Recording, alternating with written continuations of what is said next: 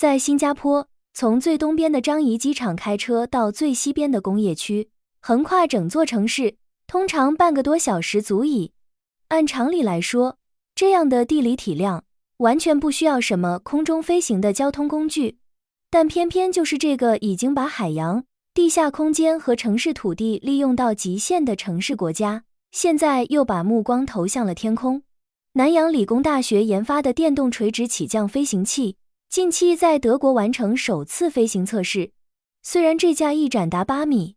重达450公斤的机型，在试飞最后阶段因为地面人员沟通失误导致了硬着陆，但整个测试依然达成了核心的预定目标，完成了从电控、导航到电池系统的一整套技术验证。这不仅仅是一架无人飞行器升空的故事，更是新加坡这个全球最繁忙的航空与航运枢纽，在面对未来产业转型时抛出的一枚重磅筹码。一个已经拥有世界级航空枢纽的新加坡，为什么还要耗费数千万元资金去自主研发空中德式？我们先来把这次试飞的细节看清楚。南洋理工大学团队这次带到德国测试的是2款电动垂直起降飞行器，也就是业内常说的 eVTOL。 这种飞行器最大的特点就是把传统固定翼飞机和直升机的优势结合在一起，它不需要依赖长长的跑道，可以像直升机一样在城市狭小的空间里垂直起飞和降落，而一旦升空之后，它又能转入固定翼模式，利用机翼提供升力，以极高的效率进行水平高速飞行。这次在德国测试的8米翼展原型机，不仅飞到了90多米的高度，团队研发的另一款原型机测试速度更是达到了每小时120公里。但我们理解 eVTOL 不能只看这些技术参数，它的本质颠覆在于，它试图把传统的航空器变成一种像出租车一样高频、通俗的城市日常交通工具。传统民航需要庞大的机场，直升机需要特定且昂贵的降落场，而 eVTOL 的构想是直接把3维空间的飞行能力引入到城市短途出行之中。当然，南大团队也非常明确地指出，目前的8米机型依然属于中试研发阶段，它是为了未来翼展14米，能够真正载人的最终机型做准备。需要强调的是，目前这些原型机仍然属于技术验证阶段，距离真正载客商业化还有很长的路要走，但这次试飞本身已经是一个重要的起点。按理说，新加坡拥有世界级的樟宜机场和极其成熟的航空网络，它并不缺乏传统的航空能力。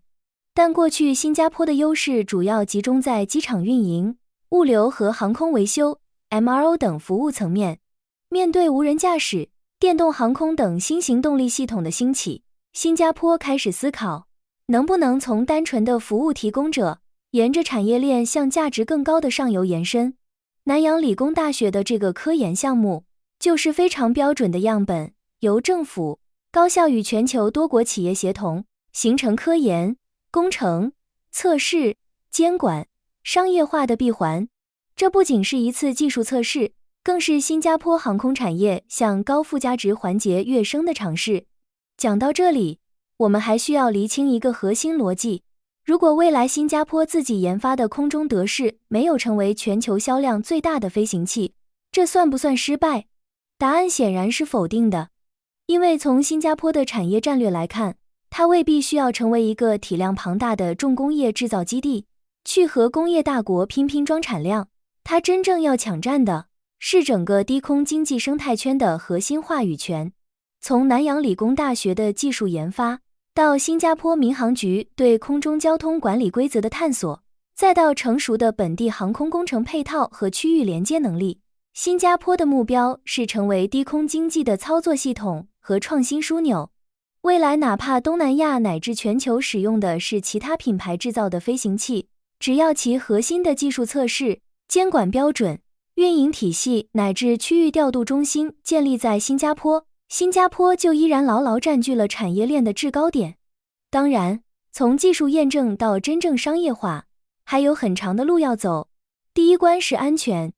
城市上空的飞行和普通无人机完全不是一个概念，一旦进入载人阶段，安全标准必须非常高。王明教授也坦言，全球目前还没有任何 eVTOL 飞行器通过美国或欧洲的完整适航认证，即使在2030年前开始有限度运作，也要到2035年前后才可能逐步实现规模化发展。第二关是空域管理，未来如果大量 eVTOL 同时在城市上空飞行，谁来管理？航线怎么划？不同高度怎么分？飞机之间如何避让？紧急情况怎么办？新加坡空域本就拥挤，这更是现实挑战。第三关是噪音，如果城市上空每天有大量飞行器来来往往，居民是否愿意接受？第四关是基础设施，即使飞机可以垂直起降，也需要起降点、充电设施、维修保养、通信和调度系统。孙雪玲在国会发言中也坦诚，在新加坡大规模部署 eVTOL 作为国内交通选项可能并不划算，因为新加坡的空域已经非常拥挤，而且地面交通网络已经高度完善， eVTOL 能带来的边际效益相对有限。所以，低空经济真正的难点，不只是造出一架飞机，而是让整个城市系统适应天空中出现大量飞行器。